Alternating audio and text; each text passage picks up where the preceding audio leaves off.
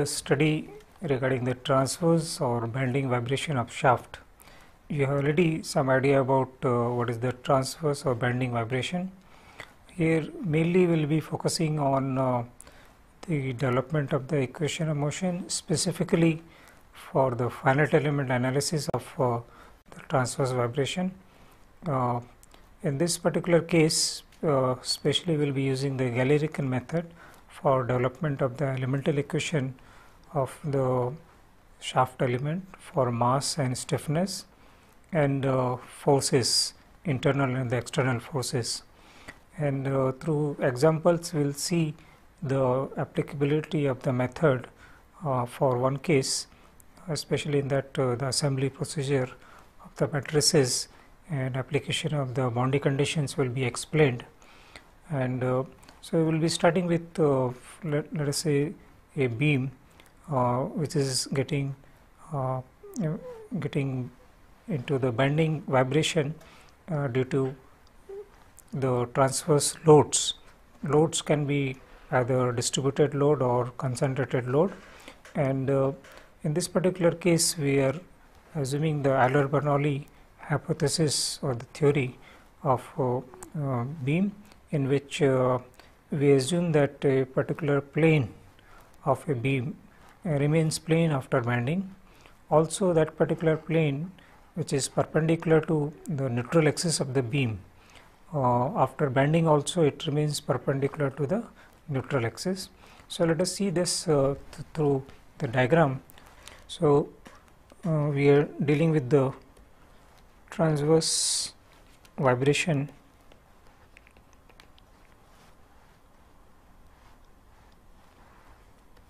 and in this, say there is a beam, there is the axis of the beam, this is the vertical axis, and on this beam there are various kind of loads acting. Let us say this is the distributed load, which is function of x and t.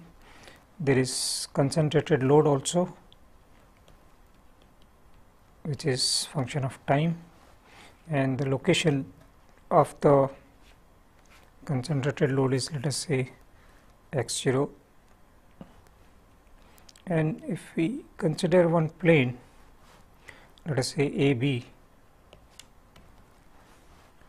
and a point on this P, this particular point P, the coordinate of that is x, y and z, and in the side view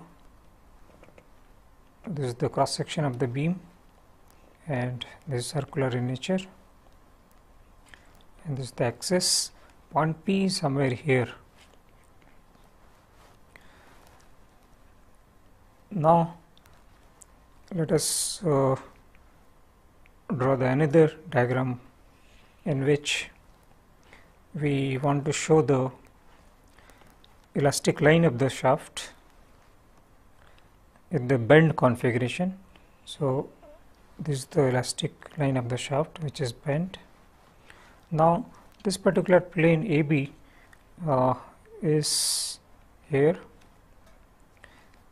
because it remains plane and even it is perpendicular to the neutral axis after bending also. And if we draw a tangent to the neutral axis, this is the tangent to the neutral axis at point O, this is the point O.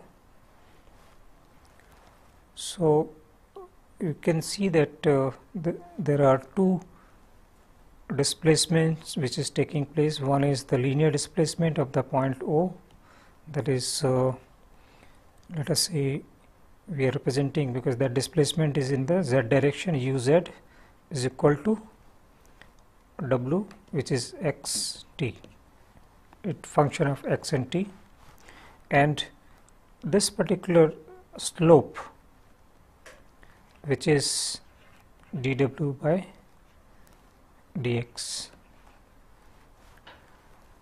and because of this slope, you can see that particular point P, which was originally here, has occupied this position P here.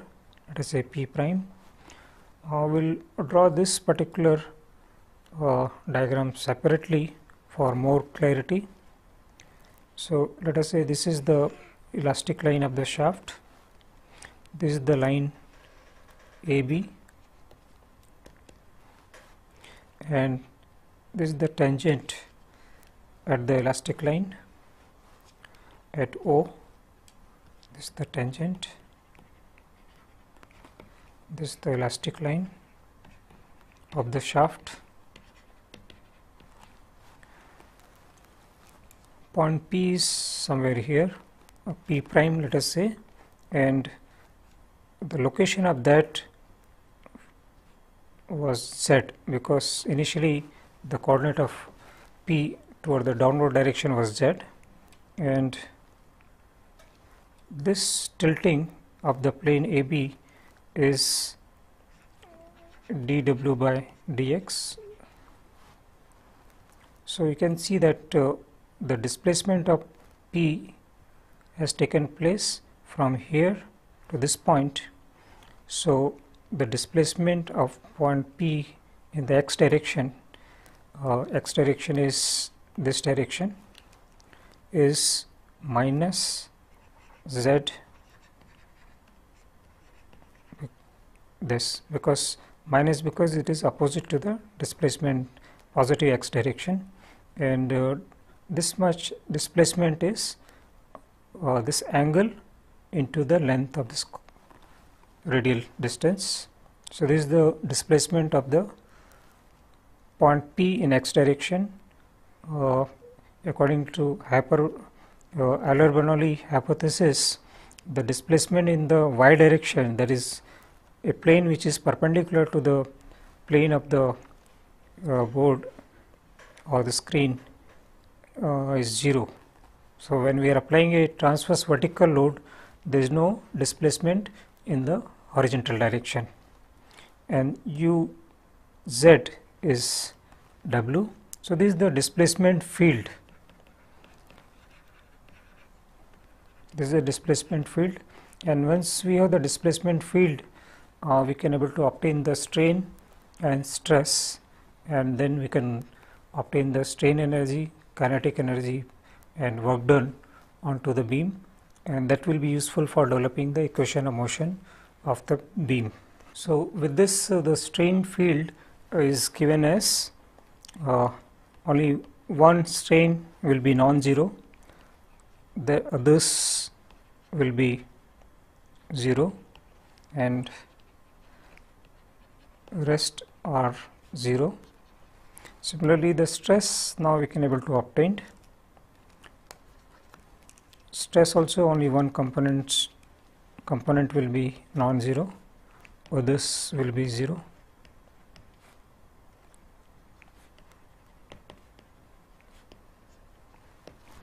Using this, we can get the potential energy of the system.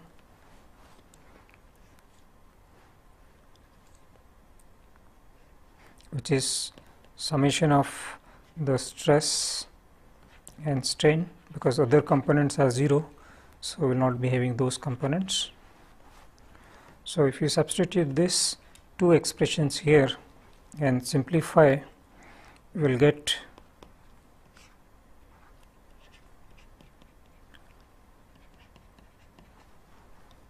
these terms, where Iyy is given as z square dA. So this is the potential energy of the system. Now let us see the kinetic energy of the system. So kinetic energy will be given as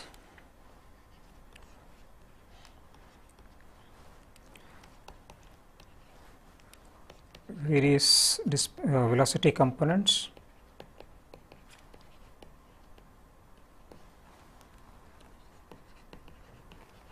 and only this velocity component is there. Sorry, in this velocity, or this is approximately 0, u y is already 0, and u z will be w x t. So if you substitute this, we'll get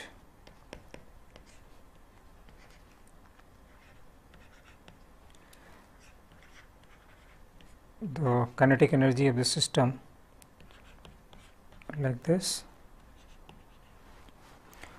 Now, work done by the distributed force and the concentrated force can be written as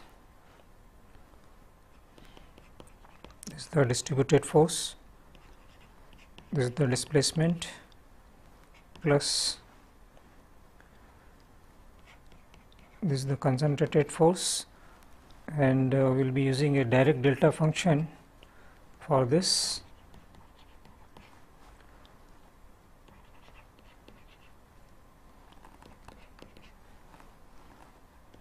So this is the work done. Regarding direct delta function, it has certain properties. Let us see these properties. It is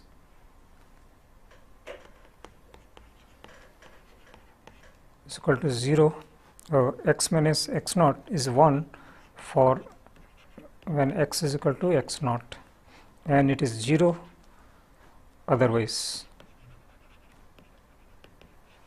Also, it has integration property, which will be using it if there is a function gx, let us say, and we are integrating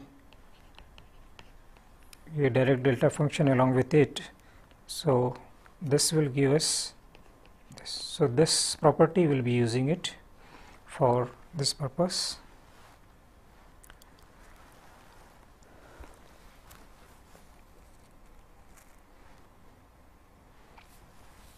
So once we have got the expression of the kinetic energy, potential energy and work done, we can able to use the Lagrangian, and with the help of Hamilton principle we can able to obtain the equation of motion.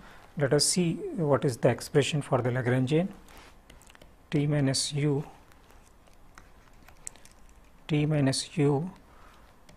w, and the Hamilton principle is stated like this: T minus u delta w dt is equal to 0.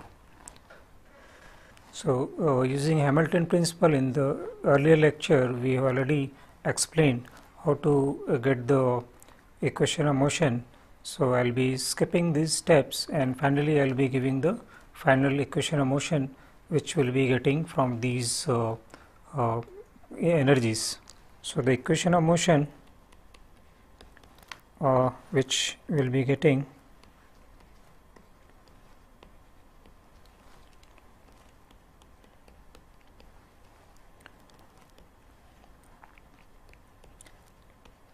so this is the term corresponding to the elasticity of the system, then this is the term which is corresponding to the inertia,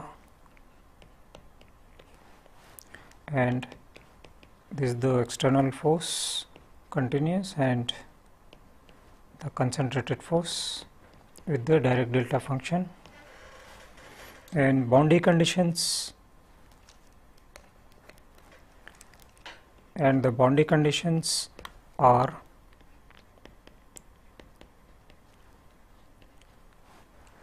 first term is the bending moment, and this is the variational operator, this is the slope, these are the limits, and second boundary condition, this is the shear force, and this is the displacement.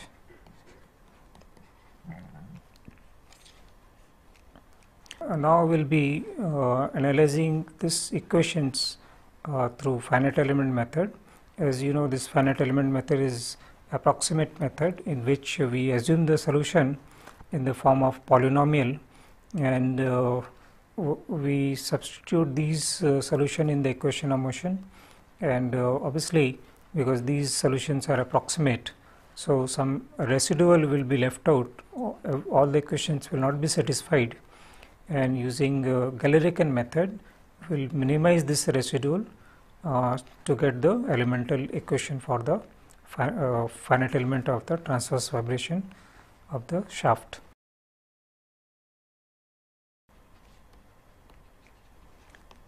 So for this, first we assume the solution, the displacement for an element in a polynomial form, let us say a plus bx plus cx square. It can be several terms. Number of terms, finally it depends upon the type of problem we are handling. At present we are keeping this in the general form, and this can be expressed as various functions. Let us say they are r in number, and corresponding displacements at various nodes we have, and in more general form it can be written as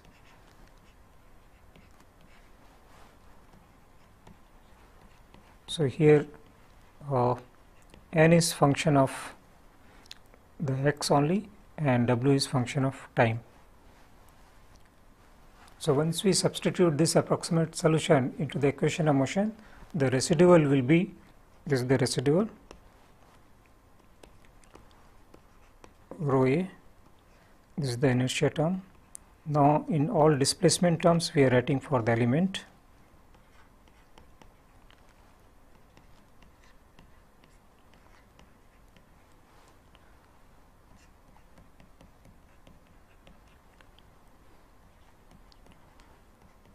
This is the inertia, this is the elastic term, then forces.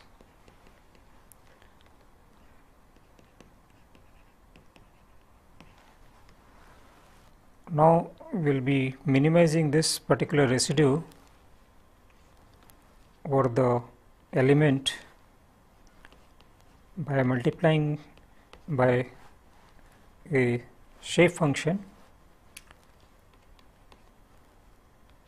and we will equate this to 0, and where I is from 1 to r. Now we are substituting the residual here.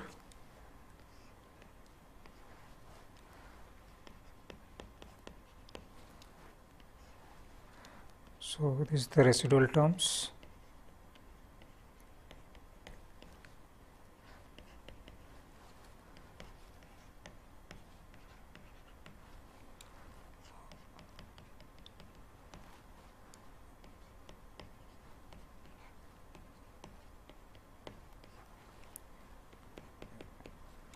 This I am giving all the steps, intermediate steps, so that all the steps are clear, is equal to 0. Now in this particular term, will be doing integration by part, so that we can have less stringent compatibility and the completeness condition for the assumed solution, which we are assuming in a polynomial form. So let us do the integration by part of this particular term. So this will give us, rest of the terms will remain same. First term, integration of the second term,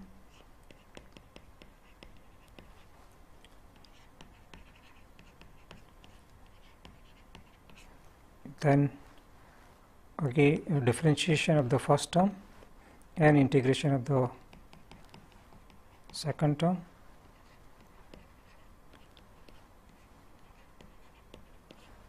plus differentiation again of the first term and second term as it is.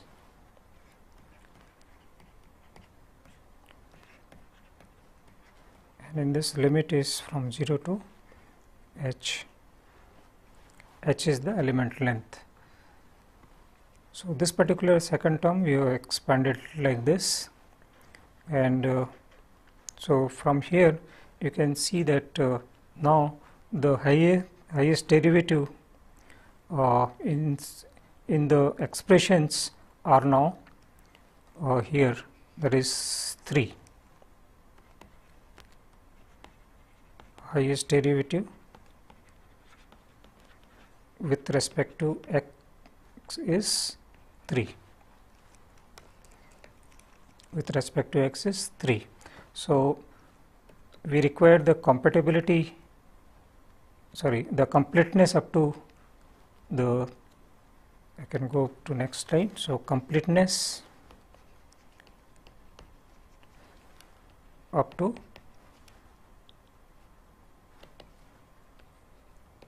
w prime, w double prime and w 3 primes. These primes represent derivative with respect to x. So you can see that a cubic polynomial will able to satisfy this completeness condition. Also in the previous term, if we see the inside the integral, the maximum derivative is second inside the integral after taking the integration by part. So that means the compatibility condition we require of w and w prime, that means one order less, because it is having derivative up to second. So one order less compatibility, that means w and w prime compatibility is required for the shape function to satisfy. So as we have seen that for completeness the cubic polynomial is sufficient, because it will not vanish if we take the third derivative of w, a constant term d will be remaining. So it satisfies the completeness condition. Now let us, because these a, b, c are the constants that need to be obtained, and that will be obtaining through the boundary condition of the element. So let us say this is the element, the length of the element is h, this is the beam element, and nodes are 1 and 2, and each node is having, these are the conditions. Now here the local axis we can able to assign a x. So this is x is equal to 0 and this is x is equal to h. So we have these 4 conditions which we need to satisfy into the polynomial. Polynomial we had of the w, but the prime of that, that means the derivative with respect to x of that, can also be obtained because it is there in the boundary condition.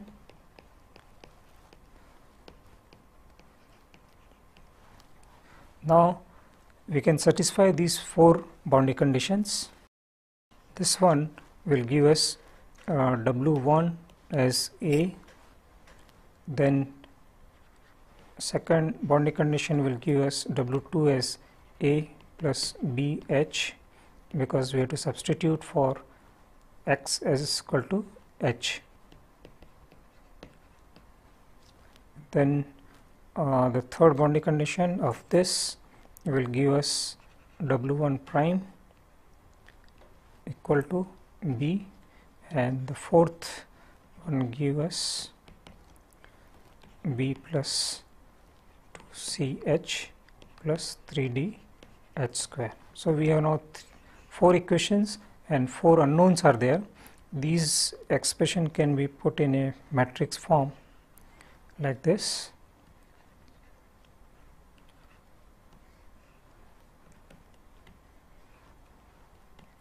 W1, W1 prime, W2, W2 prime.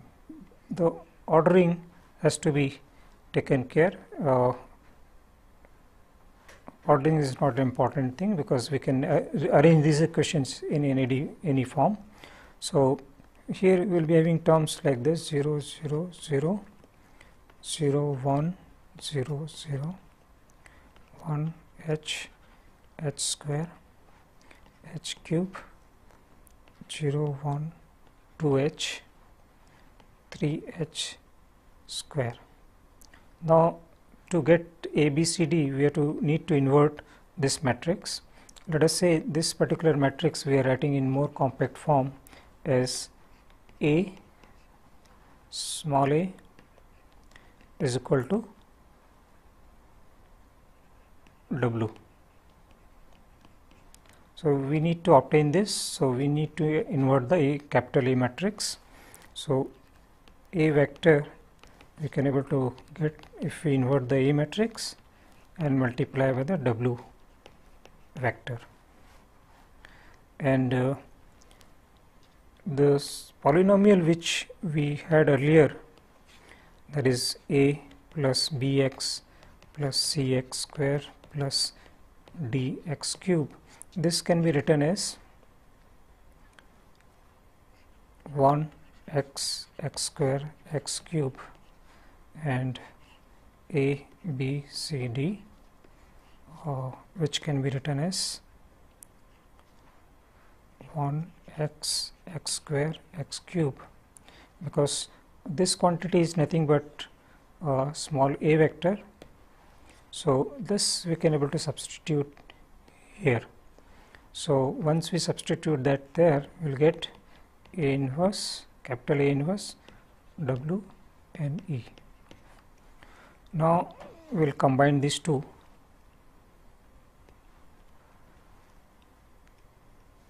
So we will be getting 4 terms. I am writing N1, N2, N3, N4, and these are W1, W1 prime, W2, W3 prime. Now I will be giving expressions for these shape function. They are called shape function. They are function of x. So these functions can be expressed as, if we multiply those vectors,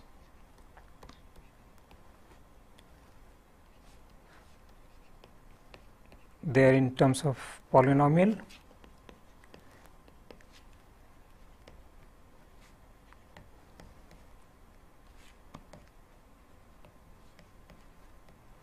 These shape functions are having unique property which we will see subsequently.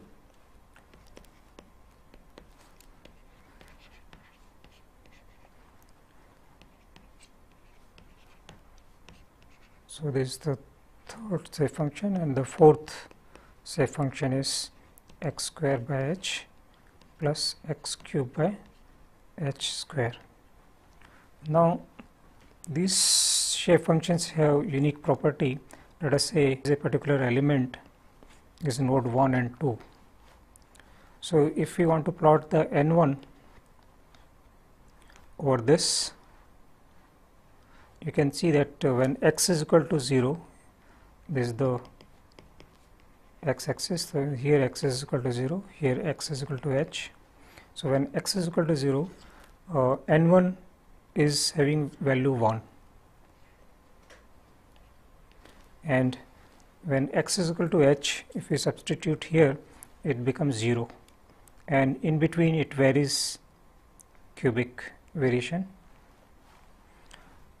Similarly,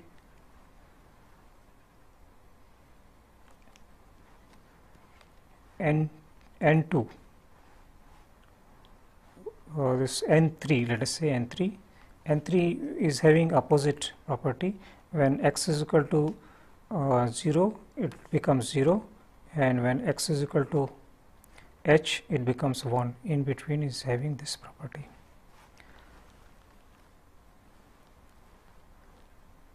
similarly n2 and n3, their derivatives are having similar property that will be using it in subsequent analysis. So once we obtain the displacement, now we should substitute those into the equation of motion, and that will give us the elemental equation. So we will be using these equations which we already earlier obtained. Here you can see that the I subscript is there, which is varying now from 1 to 3 to 4, because now we have 4 safe functions, so it will be varying up to 4. So these are the 4 such equations. So let us combine them first, and then we will substitute the displacement here. So now after combining those 4 equations, it will take this form.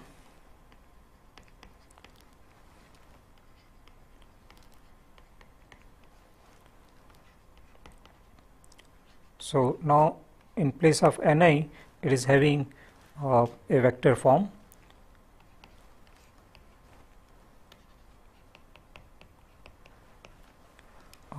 Here we have double derivative of n,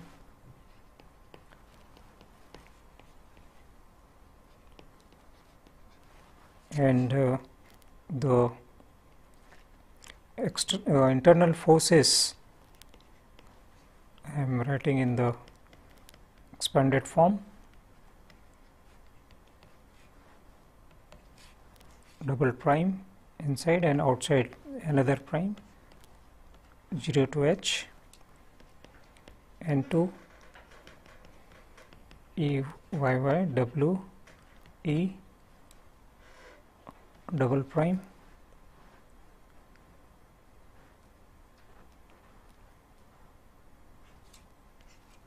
single prime outside the bracket, 0 to h. So this can be,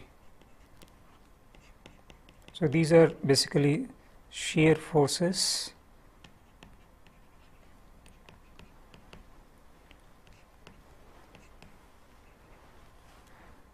and fourth term.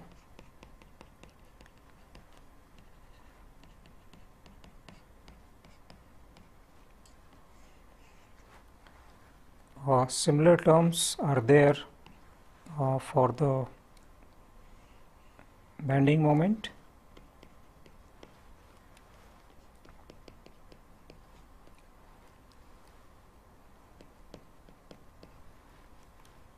Zero to h, this for bending moment.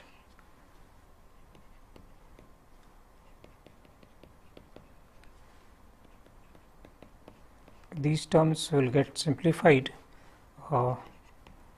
once we start substituting the boundary condition 0 and h condition, because we know the safe functions are having some inherent property, either they become 1 or 0 at these ends.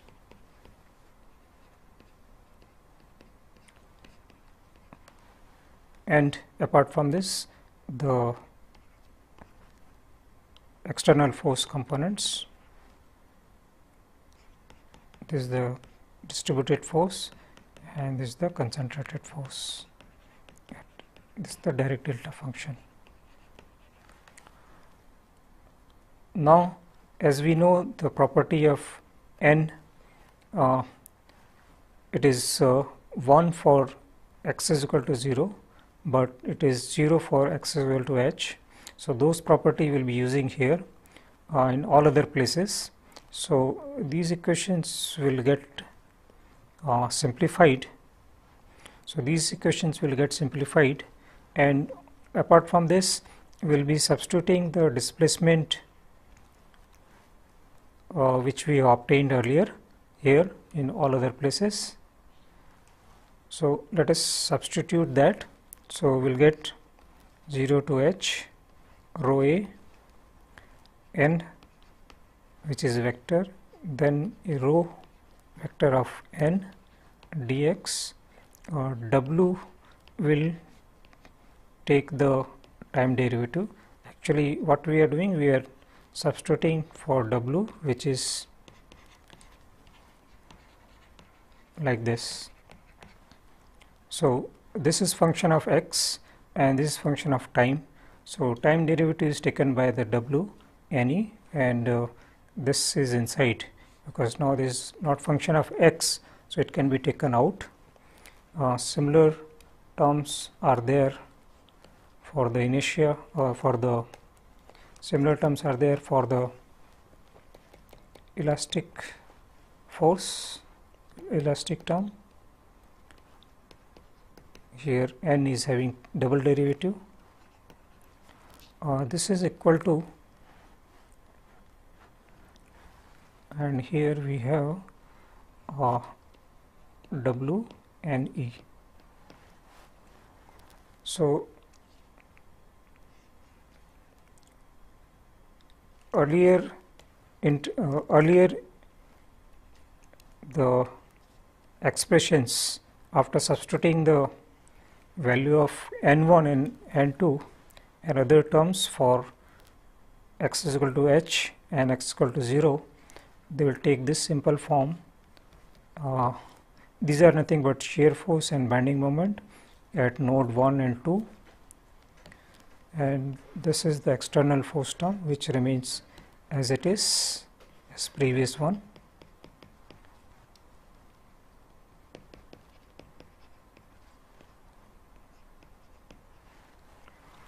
Regarding the shear force, S1 is given as EIYY W E double prime whole single prime at x is equal to 0, because x is equal to h, n1 was 0, so that term will not contribute in the first term. This is coming from the previous expression here. So n1 is 0 for x is equal to h, and it is 1 for x is equal to 0, so that gives us the S1, and this is the S2 term. Similarly, this is M1 term, M2 term. Other terms are getting vanished. So M1 is E y y w e double prime at x is equal to 0. So now you can see that this particular expression will be calling as a M matrix, which will call as mass matrix. This term will call it as a K matrix, stiffness matrix, and let us write those expressions separately. This is the element matrix, this is the acceleration term, then stiffness matrix, this is the displacement term at various nodes, is equal to the external force plus the internal force and moments, because this is the elemental equation for element 1 having node 1 and 2, so these two nodes are appearing here. So this is the elemental finite element equation of the beam element. Now we will see these terms in the expanded form. They are all elemental equation. This is at the node. So let us see the stiffness matrix first.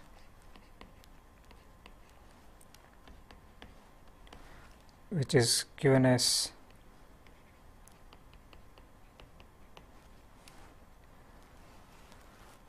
now I am expanding this n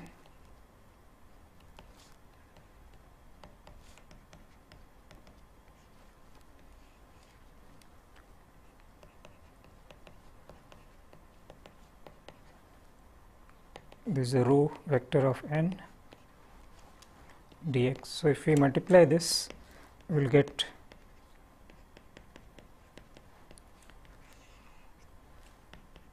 n1 double prime,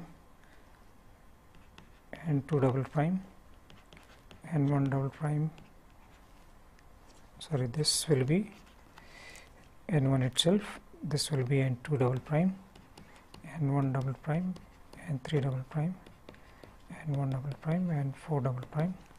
So it will go like this. Here it will be n4 double prime, n4 double prime,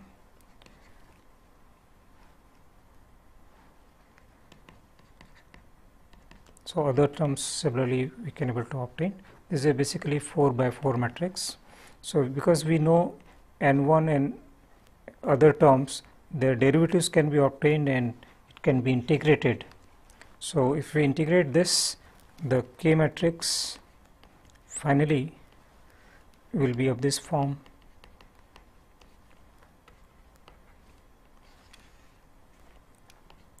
(12 6 H minus 12 6 H 4 H square minus 6 H 2 H square 12 minus 6 H 4 H square, and this is symmetric matrix. So this is the consistent stiffness matrix, and on the same line we can able to obtain the mass matrix,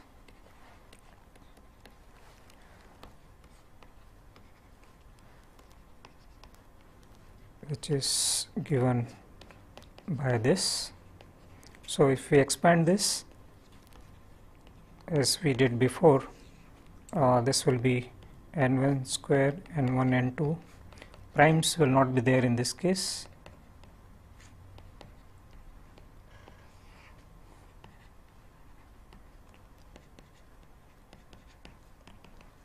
And if we integrate this, we will get rho A H by 420, 156, 22 H, 54 minus 13 H, and this also it is symmetric. So I am writing one of the matrix.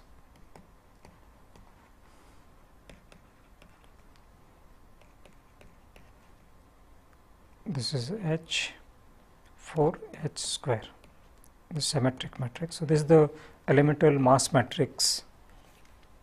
Once we have seen the expanded form of the mass matrix and stiffness matrix, also the internal force vector that contains shear force and bending moment, let us see how the force matrix, the external force matrix takes the form, especially when we are having different kind of load distribution, either it is linearly varying or it is that is uniformly distributed load or concentrated load, how the elemental equations for that can be developed. Let us say first case we are considering, which is uniformly distributed load.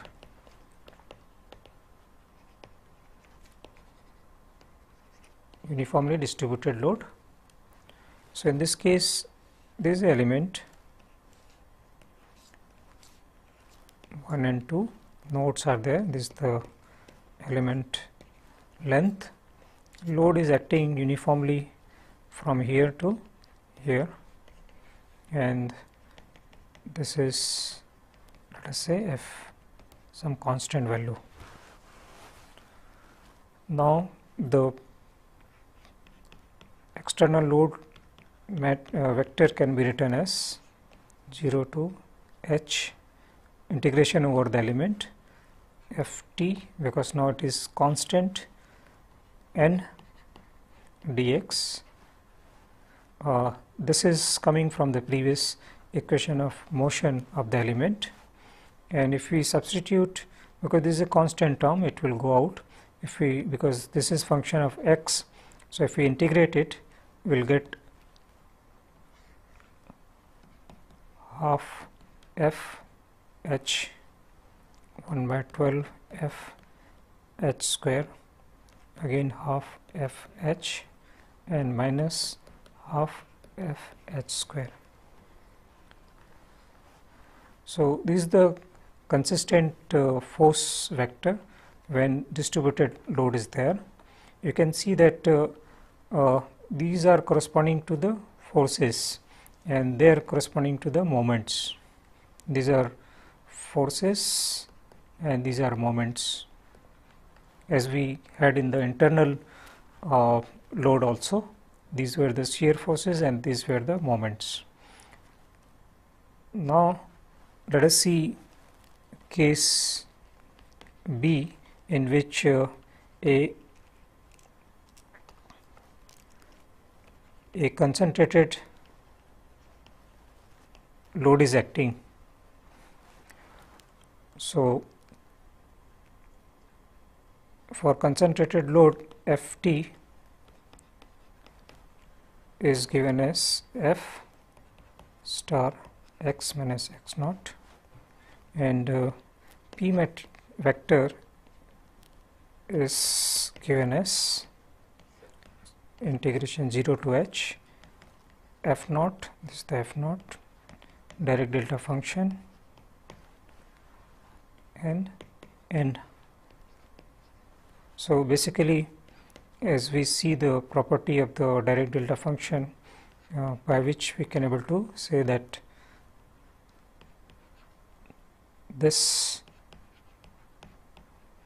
will get, we have to just substitute in all n's x is equal to x naught. So we will get the integration of this quantity. So let us see this particular thing for different cases of concentrated load. So let us say force is acting here at node 1.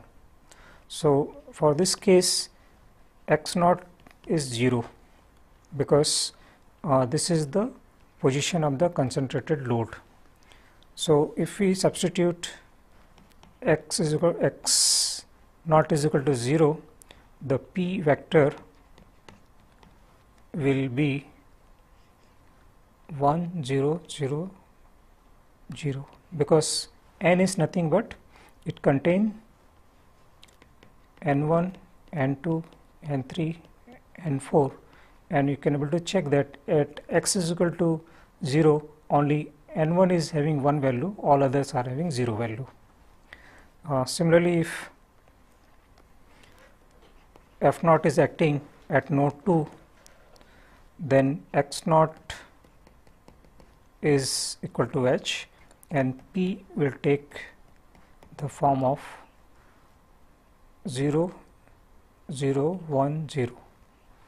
So because only n3 will be 1, others will be 0. And in third case, when the load is acting in between the node, let us say at middle of the element h by 2.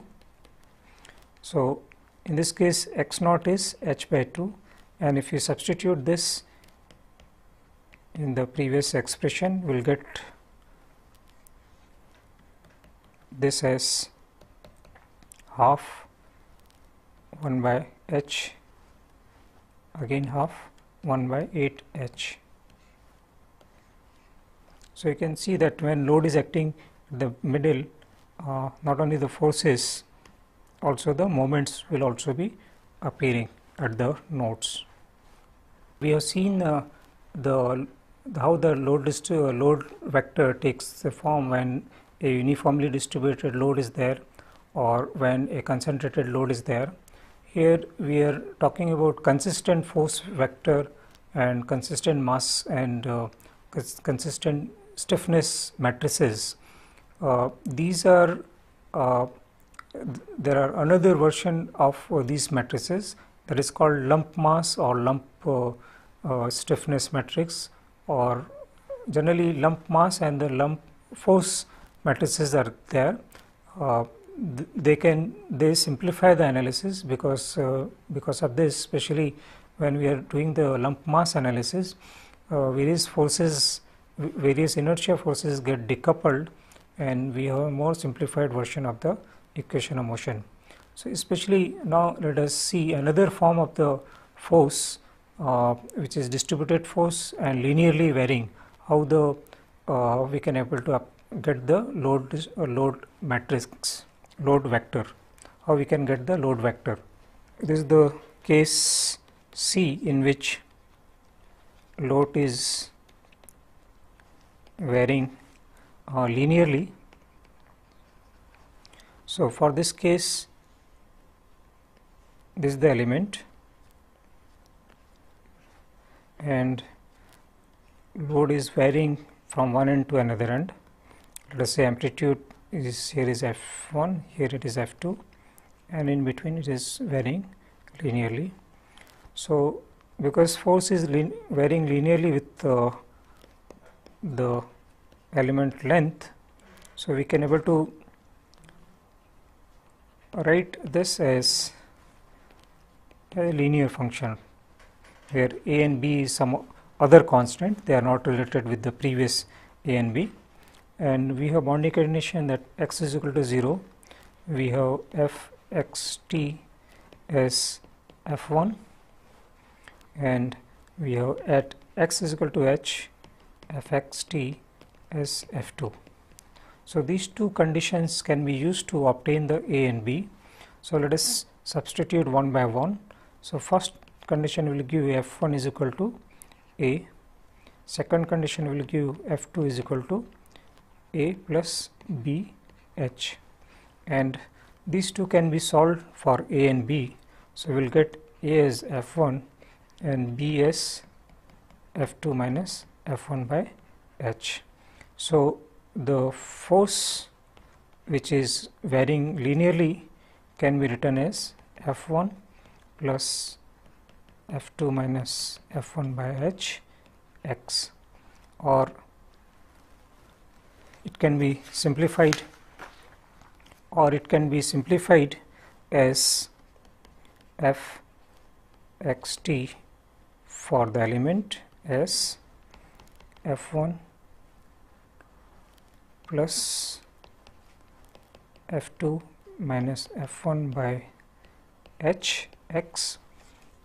So the f1 and f2 can be separated, so we will be getting expression 1 minus x by h f1 plus x by h f2, which can be written as 1 minus x by h and x by h f1 f2.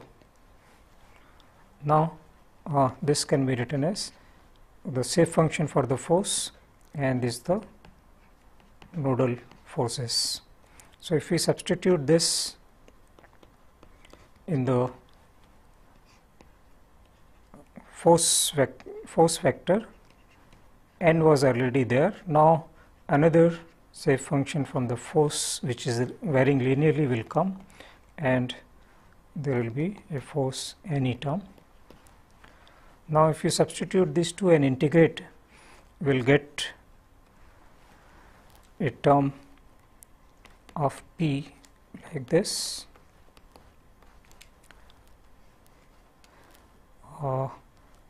Even this is coming from the integration.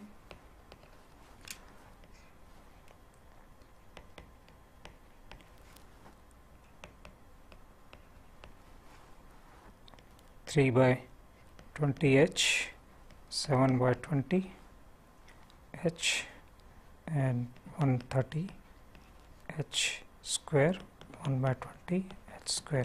Here force vector is also there at nodes f1 and f2. If we multiply them, we will get 7 by 20 h f1 plus 3 by 20 h f2. Other terms can be obtained on the same lines. Even we can able to simplify them in more compact form. So this, you can see that now they contain